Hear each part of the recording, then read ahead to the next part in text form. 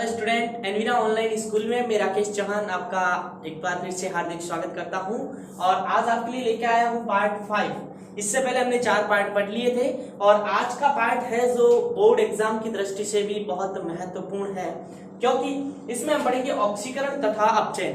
मुख्य 4 प्रकार से पढ़ेंगे। किस पदार्थ का ऑक्सीकरण हो रहा है, वह पदार्थ अपचय कहलाता है या ऑक्सीकारक कहलाता है, हम उन सबको उदाहरण के माध्यम से पूरा पढ़ेंगे।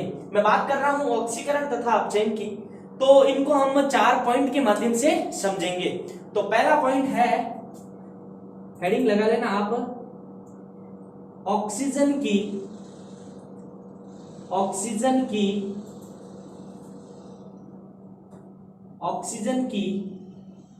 वृद्धि तथा कमी के आधार पर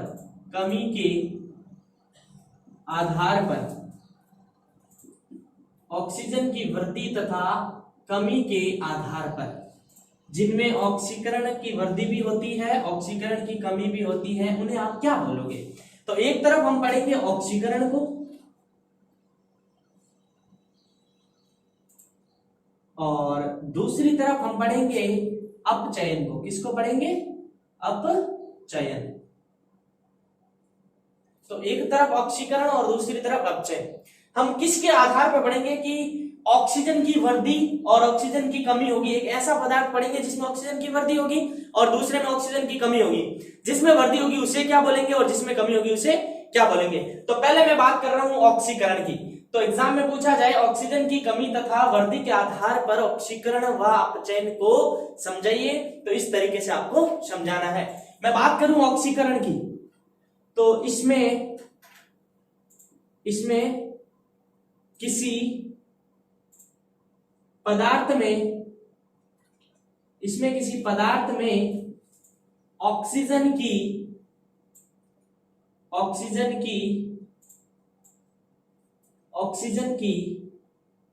वृद्धि हो जाती है। ऑक्सीजन की क्या हो जाती है? वृद्धि हो जाती है। उसे ऑक्सीकरण कहते हैं। ऑक्सीकरण कहते हैं। मैं बात कर रहा हूं एक उदाहरण के माध्यम से, आपको इजी से समझ में आ जाएगा। आप कोई भी पदार्थ लोगे और अगर उसके साथ ऑक्सीजन ऐड हो रहा है, मूल पदार्थ के साथ ऑक्सीजन की वृद्धि हो रही है, तो वहां क्या हो रहा है? ऑक्सीकरण हो रहा है। और जिस पदार्थ का ऑक्सीकरण होता है वह खुद क्या कहलाता है? अपचय कहलाता है। साथ साथ बता रहा हूं आपको। तो यहाँ पे आपने एक तो ले लिया बच्चों कार्बन, और इसकी किसके साथ अभिक्रिया करवाई? ऑक्सीजन के साथ। तो क्या प्राप्त हो गया? CO2, जिसे आप बोलते हो कार्बन डाइऑक्साइड। कार्बन डाइऑक्साइड क्या बोलते हो? Carbon dioxide. और यहां पे ध्यान देना, अभिक्रिया के लेफ्ट हैंड साइड वाले को आप बोलते हो अभिकारक, और जो राइट हैंड साइड में प्राप्त होता है उसे आप बोलते हो उत्पाद। ये हमने अध्याय के शुरुआत में पढ़ा था, पहले पार्ट में। यहां मैं अगर बात करूं कार्बन को, आप ध्यान से देखिएगा। यहां पे ये जो कार्बन है, इस कार्बन के पास किसी भी प्रकार का आपको ऑक्सीजन नजर आ रहा है क्या?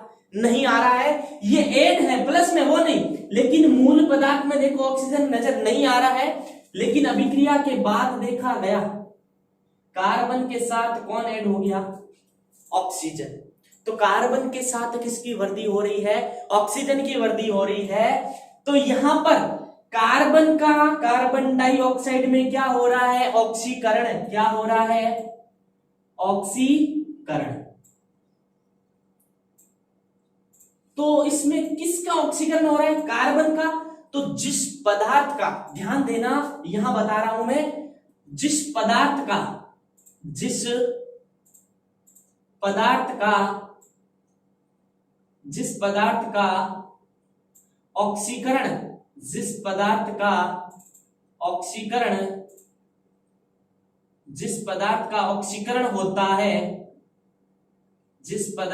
ऑक्सीकरण होता है वह अपचायक कहलाता है।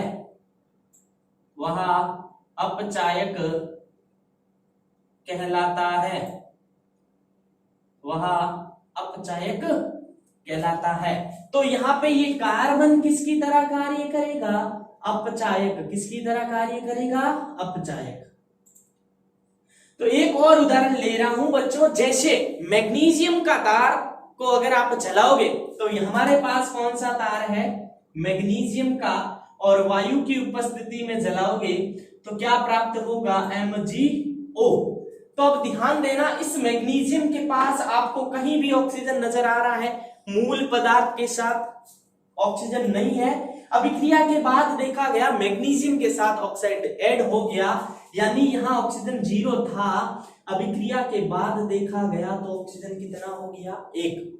यानी ऑक्सीजन की वृद्धि हो रही है। जिस पदार्थ में ऑक्सीजन की वृद्धि होती है उस रिएक्शन मूल पदार्थ का ऑक्सीकरण हो रहा है और उस पदार्थ को बोला जाता है अपचायक। तो यहां पे हो रहा है क्या? ऑक्सीकरण। तो आप पहचान सकते हो किसी भी पदार्थ में अगर ऑक्सीजन जुड़ रहा है तो वहां पे क्या होगा? ऑक्सीकरण। अब मैं बात करूं, इसका उल्टा होता है अपचयन। हमेशा एक बात ध्यान रखना, ऑक्सीकरण और अपचयन एक दूसरे के हमेशा क्या होते हैं? विपरीत होते हैं। तो इसमें किसी पदार्थ में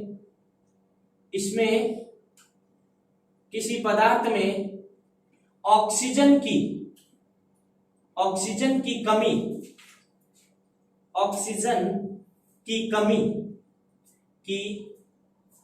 कमी या लिख सकते हो ऑक्सीजन का वियोग।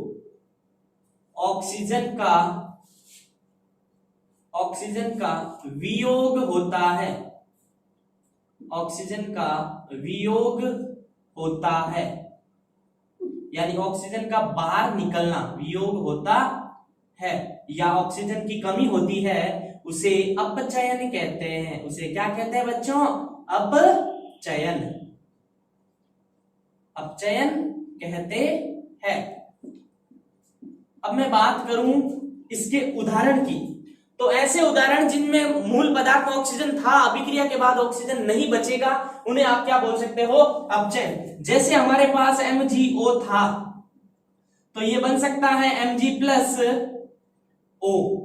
तो यहां पर देखना, मैग्नीशियम के साथ ऑक्सीजन है, अभिक्रिया के बाद मैग्नीशियम बेचारा अकेला बचा, तो MgO का Mg में क्या हो रहा है? ऑक्सीकरण। क्या हो रहा है? ऑक्सीकरण।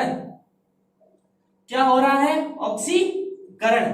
तो यहां पर ये MgO खुद क्या कहलाएगा? सॉरी, यहां पे अपचयन हो रहा है। यहां पे क्या हो रहा है? अपचयन। और जिसका अपचयन होता है वह खुद कहलाता है ऑक्सीकारक। क्या कहलाता है? ऑक्सीकारक। तो ध्यान देना बच्चों एक बार फिर से, जिसमें ऑक्सीजन की कमी होगी उसे हम बोलेंगे अपचयन, और जिसमें ऑक्सीजन का योग यानी ऑक्सीजन की वृद्धि होगी उसे हम बोलेंगे ऑक्सीकरण, और जिसमें कमी उसे हम बोलेंगे अपचयन। तो पहला प्रकार पढ़ लिया हमने ऑक्सीकरण और अपचयन का पता कैसे करना। जिस पदार्थ में ऑक्सीजन जुड़ती है वह पदार्थ का क्या हो रहा है? ऑक्सीकरण, और जिस पदार्थ से ऑक्सीजन की कमी हो रही है तो उसका क्या हो रहा है? अपचयन हो रहा है। तो अब हम पढ़ेंगे ऑक्सीकरण तथा अपचयन का दूसरा पार्ट, हाइड्रोजन का वियोग तथा संयोग के आधार पे, यानी हाइड्रोजन की कमी और हाइड्रोजन का योग यानी हाइड्रोजन की वृद्धि के आधार पर। यहां पे आ सकता है एग्जाम में कि कमी, वियोग का अर्थ होता है बच्चों कमी, और संयोग यानी कोई चीज जुड़ेगी तो वह क्या हो सकता है? वृद्धि। हो सकता नहीं, होता है। तो वियोग यानी कमी होना किसकी? हाइड्रोजन की, और जहां हाइड्रोजन की वृद्धि होगी उसे हम क्या बोलेंगे? अभी मैं समझाता हूं। जैसे हमने पढ़ा था ऑक्सीजन की वृद्धि तथा कमी, तो यहां पर हम पढ़ेंगे इधर लेफ्ट हैंड साइड में ऑक्सीकरण, और यहां ये हो जाएगा अपचयन। क्या हो जाएगा? अपचयन। पहला ऑक्सीकरण और दूसरा अपचयन। तो आपको याद करना पड़ेगा कि जिसमें हाइड्रोजन की कमी तो उसको डालना है ऑक्सीकरण के अंदर, और जिसमें हाइड्रोजन का एडिशन यानी जोड़ हो रही है उसको डालना है अपचयन के अंदर। परिभाषा में क्या लिखोगे? हमने वो पहले वाली परिभाषा लिखी ऑक्सीजन के आधार पर, वो भी सही है, ये भी ऐड कर सकते हो। इसमें किसी मूल पदार्थ में, किसी मूल पदार्थ में हाइड्रोजन की कमी, हाइड्रोजन की कमी हो जाती है या हो जाती है या होती है, हो जाती है, उसे ऑक्सीकरण, उसे ऑक्सीकरण कहते हैं। क्या कहते हैं? ऑक्सीकरण। क्या होना? हाइड्रोजन की कमी होना। एक एग्जांपल दूंगा जिसके माध्यम से आप पूरा समझ जाओगे। जैसे मैं एग्जांपल ले रहा हूं H2S, H2S इसकी अभिक्रिया करवाई मैंने O से। H2S की अभिक्रिया किससे करवाई? O से करवाई। तो यहां पे ध्यान देना, तो ये जो सल्फर है यहाँ पे मूल पदार्थ है। क्या है?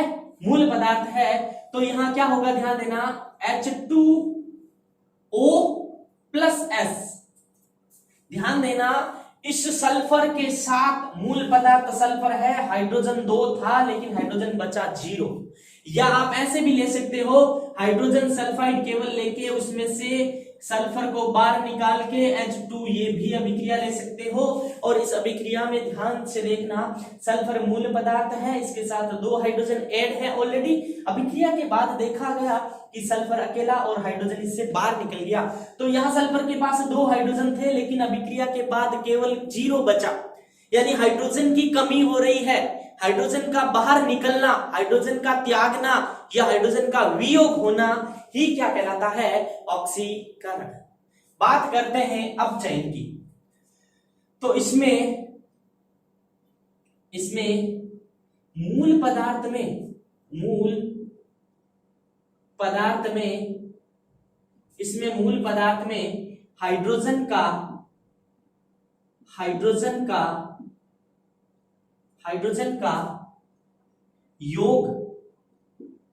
का योग या लिख सकते हो हाइड्रोजन की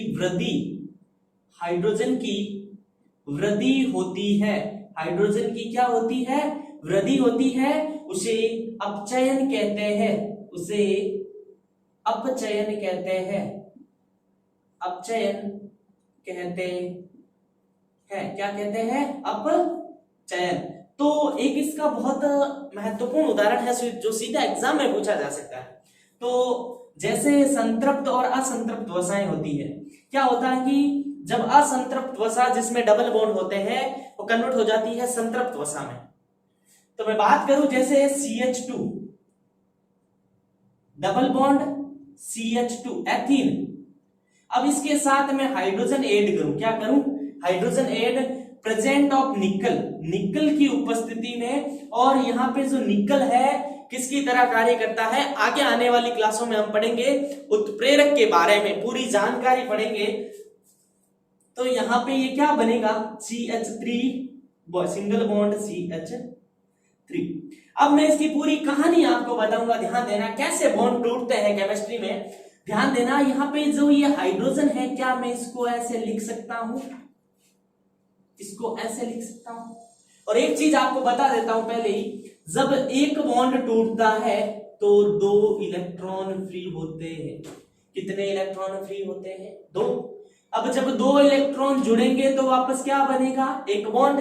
और एक बॉन्ड टूटेगा तो कितने इलेक्ट्रॉन फ्री होंगे? 2 इलेक्ट्रॉन फ्री होंगे। और वापस 2 इलेक्ट्रॉन जुड़ेंगे तो एक बॉन्ड बनेगा, और एक बॉन्ड टूटेगा तो 2 इलेक्ट्रॉन फ्री होंगे। तो यहाँ पे ध्यान देना, इसमें मैंने H2 को ऐसे लिख दिया। और अगर यहां से ये बॉन्ड ब्रेक हुआ तो एक इलेक्ट्रॉन यहां आ जाएगा और एक इलेक्ट्रॉन यहां आ जाएगा। बात करूं अगर एक बॉन्ड यहां से ब्रेक हुआ तो एक इलेक्ट्रॉन यहां और एक इलेक्ट्रॉन यहां, तो ये वाला इसके पास चला जाएगा और ये वाला इसके पास। तो H2 है और एक ये जुड़ जाएगा, तो क्या बन जाएगा? CH3। और ये बॉन्ड अपने स्थान पे और यहां बन जाएगा CH3। तो इस अभिक्रिया को कहते हैं हाइड्रोजनीकरण। क्या कहते हैं? हाइड्रोजनीकरण। क्या कहते हैं? हाइड्रोजनीकरण। इस अभिक्रिया को क्या कहते हैं? हाइड्रोजनीकरण अभिक्रिया। क्या कहते हैं? हाइड्रोजनीकरण अभिक्रिया। यानी हाइड्रोजन का योग होता है निकल उत्प्रेरक की उपस्थिति में, और जो ये एथीन है कन्वर्ट हो जाता है एथेन में, किसमें? एथेन में। मैं बात करूं, वापस समझाने की कोशिश कर रहा हूं, हाइड्रोजन का वियोग यानी जिसमें हाइड्रोजन की कमी होती है उसे आप बोलोगे ऑक्सीकरण, और जिसमें हाइड्रोजन का योग यानी हाइड्रोजन का जुड़ना उसे आप बोलोगे अपचयन। तो दो प्रकार पढ़ लिए, पहला पढ़ा ऑक्सीजन के आधार पर, दूसरा पढ़ा हाइड्रोजन के आधार पर। तो अब हम पढ़ेंगे ऑक्सीकरण तथा अपचयन का तीसरा प्रकार, यानी कैसे पता करेंगे कि किस पदार्थ का ऑक्सीकरण हो रहा है और किसका अपचयन हो रहा है। फिर पढ़ेंगे चौथा प्रकार, फिर हमारे ऑक्सीकरण और अपचयन क्या हो जाएगा, पूरा हो जाएगा। मैं बात करूं विद्युत धनी तत्वों का वियोग यानी कमी और विद्युत धनी तत्वों की वृद्धि के आधार पर, तथा वियोग का अर्थ फिर बता देता हूं कमी, और योग का मतलब वृद्धि। तो जिसमें कमी होगी वहां होगा ऑक्सीकरण, जिसमें कमी होगी वहां होगा ऑक्सीकरण। क्या होगा? ऑक्सीकरण।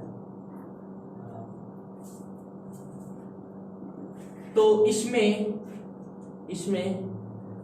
किसी तत्व के साथ विद्युत धनी यानी धनात्मक विद्युत धनी तत्व की कमी हो जाती है, विद्युत धनी तत्व की कमी हो जाती है, उसे ऑक्सीकरण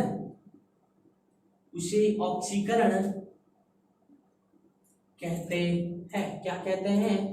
ऑक्सीकरण कहते हैं। जिसमें किसी मूल तत्व में विद्युत धनी तत्व की कमी हो जाती है उसका क्या हो रहा है? ऑक्सीकरण, और खुद क्या कहलाएगा? अपचायक। क्या कहलाएगा? अपचायक। तो इस अभिक्रिया की मैं बात करूं, यहाँ पे पोटेशियम आयोडाइड है, यहाँ पे ये विद्युत धनी तत्व कौन है? पोटेशियम। कौन है? पोटेशियम। और ये आयोडीन है जो विद्युत ऋणी तत्व है। क्या है? विद्युत ऋणी तत्व। तो अभिक्रिया के बाद देखा जाए बेचारा विद्युत ऋणी तत्व अलग हो गया है, किससे? पोटेशियम से। किससे? पोटेशियम से। तो यहां क्या हो रहा है? ऑक्सीकरण हो रहा है। अब मैं बात करूं किसकी? इधर बात करूं अपचयन की। किसकी बात करूं? अपचयन। तो इसमें क्या होगा? इसी का उल्टा होगा, विद्युत धनी तत्व की वृद्धि हो जाएगी। विद्युत धनी तत्व की क्या हो जाएगी? वृद्धि। यानी शॉर्ट लिख सकता हूं, विद्युत धनी तत्व का योग, विद्युत धनी तत्व का योग, या आप लिख सकते हो वृद्धि हो जाती है, वृद्धि हो जाती है, उसे अपचयन कहते हैं। क्या कहते हैं? अपचयन कहते हैं। जिसमें विद्युत धनी तत्व की वृद्धि हो जाती है उसे क्या कहते हैं? अपचयन। तो यहां थोड़ा सा कंफ्यूजिंग होता है, यहां पे जो ये है विद्युत ऋणी है, और यहां पे ये जो मैग्नीशियम क्या है? विद्युत धनी। तो यहां देखना क्लोरीन विद्युत ऋणी है, अभिक्रिया के बाद देखा गया क्लोरीन के साथ मैग्नीशियम विद्युत धनी ऐड हो गया, जिसके साथ ऐड होता है तो यहाँ पे इसका अपचयन हो रहा है। काफी स्टूडेंट कंफ्यूजिंग हो जाते हैं, इसका अपचयन हो रहा है, इसीलिए ये कार्य करता है ऑक्सीकारक की तरह। किसकी तरह? ऑक्सीकारक। तो यहाँ पे ये क्लोरीन का मैग्नीशियम क्लोराइड में क्या हो रहा है? अपचयन हो रहा है। यानी क्लोरीन विद्युत ऋणी है लेकिन मैग्नीशियम विद्युत धनी इसके साथ ऐड हो रहा है, तो यहाँ क्या हो रहा है? अपचयन। मैं बात करूं इसके आखिरी पॉइंट की, तो इलेक्ट्रॉन का त्याग, जो इलेक्ट्रॉन को डोनेट करता है, हमें पता है जो धातुएं होती है इलेक्ट्रॉन का त्याग करके धनायन का निर्माण करती है, जो अधातु होते हैं वो इलेक्ट्रॉन को क्या करते हैं? ग्रहण करके किसका निर्माण करते हैं? ऋणायन का निर्माण करते हैं। तो यहां मैं आपको समझाऊंगा कि यहां आप ये भी लिख सकते हो धनायन की वृद्धि तथा कमी, ये भी लिख सकते हो, या करके ये भी लिख सकते हो धनायन की वृद्धि और साथ में लिख सकते हो व कमी के आधार पर, कमी के आधार पर जिसमें धनायन की वृद्धि और धनायन की कमी होती है उसका किसका ऑक्सीकरण होगा और किसका अपचयन होगा अभी हम पढ़ते हैं। तो वही तरीका इधर हो जाएगा बच्चों, ऑक्सीकरण। और मैं बात करूं इधर हम लिख देंगे अपचयन, ऑक्सीकरण तथा अपचयन। तो ध्यान देना, ऑक्सीकरण में क्या होगा, जिसमें इलेक्ट्रॉन का त्याग होगा, जब इलेक्ट्रॉन डोनेट करेगा तो उसके ऊपर चार्ज बढ़ता जाएगा। जैसे मैं बात करूं बच्चों, हमारे पास सोडियम का कोई परमाणु है तो इसका इलेक्ट्रॉनिक विन्यास 2 8 1 होता है। 11 इलेक्ट्रॉन है तो बाह्यतम कोश में 1 इलेक्ट्रॉन। अब आप साइंस के स्टूडेंट हो, पता होना चाहिए सभी अपना संयोजी इलेक्ट्रॉन पूर्ण करना चाहता है, यानी संयोजी कोश पूर्ण करना चाहता है, उसमें या तो 8 इलेक्ट्रॉन होने चाहिए यानी अक्रिय विन्यास होना चाहिए। यहां देखा जाए तो 1 है, या तो इसको 7 इलेक्ट्रॉन चाहिए और या 1 डोनेट करके यह अष्टक पूर्ण हो जाएगा। तो 1 आसानी से दे सकते हैं और 7 को ग्रहण करने में एनर्जी की आवश्यकता अधिक होगी, इसीलिए जो मेटल है इलेक्ट्रॉन का डोनेट करती है हमेशा। जब ये इलेक्ट्रॉन का डोनेट करेगा, कितना इलेक्ट्रॉन का डोनेट किया, 1 इलेक्ट्रॉन का, तो क्या बना दिया Na+, तो इसका इलेक्ट्रॉनिक विन्यास 2,8 हो जाएगा। तो Na से क्या बन गया, Na+। यहां देखा जाए सोडियम के पास किसी भी प्रकार का धनायन नहीं है, किसी भी प्रकार का चार्ज नजर आ रहा है, नहीं आ रहा है। और यहां देखा जाए तो 1 इलेक्ट्रॉन इसने त्याग दिया, इलेक्ट्रॉन त्यागा तो धनायन आया, यहाँ पे 0 था, यहाँ पे 1। जिसमें ऐसा प्रक्रम हो इलेक्ट्रॉन त्यागा जाए वहां होता है ऑक्सीकरण। तो मैं यहां लिख सकता हूं Na से क्या बन गया, Na+, Na से क्या बन गया, Na+। और इसी प्रकार Mg से क्या बन गया बच्चों, Mg+2, Mg+2 और +2 इलेक्ट्रॉन कर सकते हो, और यहां भी प्लस इलेक्ट्रॉन कर सकते हो, यानी इलेक्ट्रॉन का त्याग। तो आप लैंग्वेज में क्या लिखोगे, जिसमें इलेक्ट्रॉन का त्याग होता है, जो इलेक्ट्रॉन का दान करता है, या धनायन की क्या हो रही है वृद्धि, यहाँ पे 0 है, यहाँ पे 2 धनायन। तो इसी प्रकार इसका उल्टा ऋणायन की वृद्धि, किसकी वृद्धि हो जाएगी, ऋणायन की वृद्धि। आप डायरेक्ट लिख सकते हो कि ऋणायन की वृद्धि। तो कैसे, क्लोरीन है, 1 इलेक्ट्रॉन ग्रहण करेगा, क्या बना देगा, Cl-। यहां देखा जाए Cl के ऊपर किसी भी प्रकार का चार्ज नहीं है और 1 ग्रहण कर लिया।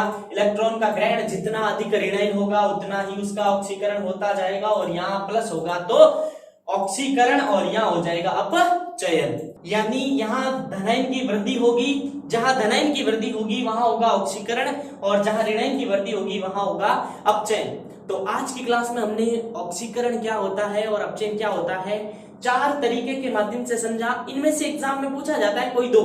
समझिए कि विद्युत धनी तत्वों का वियोग और योग के आधार पर ऑक्सीकरण को तथा अपचयन को उदाहरण सहित समझिए। या आपको बोर्ड एग्जाम में 4 एग्जाम्पल देके पूछा जा सकता है किसका ऑक्सीकरण हो रहा है और किसका अपचयन हो रहा है, और कौन ऑक्सीकारक की तरह कार्य करता है और कौन अपचायक की तरह कार्य करता है। आपको पूरा मैंने डिटेल से बताया। जिस पदार्थ का ऑक्सीकरण होता है वह अपचायक कहलाता है, और जिस पदार्थ का अपचयन होता है वह खुद ऑक्सीकारक कहलाता है। खुद क्या कहलाता है, ऑक्सीकारक। तो आज की क्लास में हमने ऑक्सीकरण तथा अपचयन को बहुत ही शानदार उदाहरण के माध्यम से समझा, और आगे आने वाली क्लास और भी महत्वपूर्ण होने वाली है, क्योंकि इस अध्याय का महत्वपूर्ण पार्ट 1 पूरा हो चुका है और सेकंड पार्ट हम स्टार्ट करने जा रहे हैं उत्प्रेरक। इससे संबंधित एग्जाम, बोर्ड एग्जाम में पूछे जाते हैं कि अवस्था के आधार पर उत्प्रेरक कितने प्रकार के होते हैं। बाकी मैं जानकारी आगे आने वाली क्लास में आपको दूंगा, तो इसी तरह जुड़े रहिए। धन्यवाद।